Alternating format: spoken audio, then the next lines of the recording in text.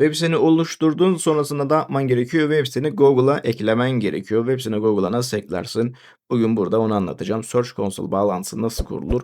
Hızlıca onu anlatacağım. Anlatmaya geçmeden önce bu tarz videolar hoşuna gidiyorsa like atmayı ve abone olmayı unutmuyorsun ve hemen anlatalım. Web sitemizi Google'a eklemek için gideceğimiz adres Search Console olacak. Arama çubuğuna Search Console yazıyorum ve karşıma çıkan ilk site gideceğimiz adres olacak. Sonrasında şimdi başla deyip hemen siteyi kaydetmeye başlayabiliriz. Burada iki seçeneğimiz var. Yani web sitemizin URL'ini istiyor bizden. Buradan direkt URL'i kopyala yapıştırla şuraya girmem gerekiyor. Siteye geleyim. Mesela kendi siteme geleyim buraya.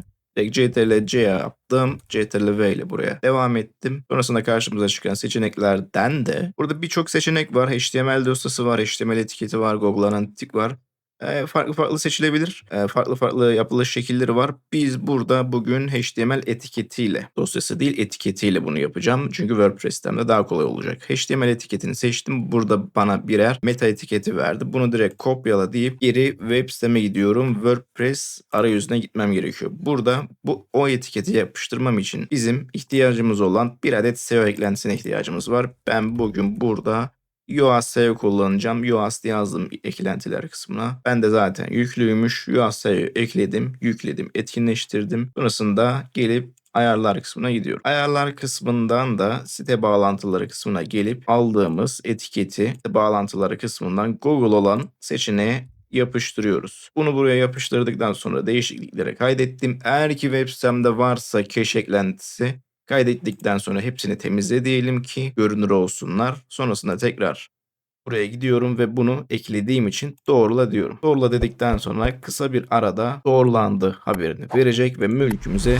yani web sitemize gidebiliriz bu şekilde. Search Console bağlantısını yaptık. Sitemizi kurduk. Google'a ekledik. Peki bitti mi burada? Bitmedi. Bizim sitemizin site haritasını, site map'imi Google Search Console'a eklemem gerekiyor. Eklersek iyi olur, eklemezsek hiç iyi olmaz. Onu da yine aynı site özellikleri kısmında, Yoast SEO'da site özellikleri kısmındayım. En altlara gelip burada XML site haritaları var. Buraya tıklıyorum ve bana zaten site haritamı veriyorum.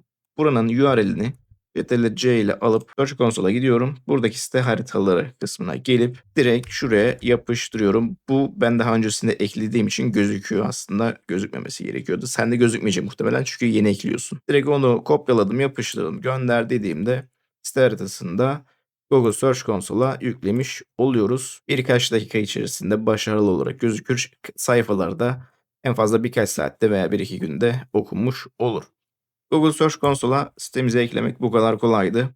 1-2 gün içerisinde de en geç bütün sayfalarımız Google'da indekslenmiş şekilde gözükecektir. Garanti olsun diyorsam bir tık da şunu yapabilirsin. Ana sayfanı alırsın buradan yine CTRL-C ile.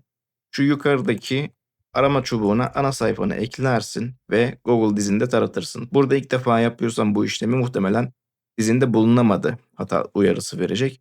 Sen bunu dizine eklenmesini iste deyip bu süreci belki bir tık ilerletmiş olabilirsin. Web siteni Google'a eklemek bu kadar kolaydı. Sonraki videolarda görüşürüz.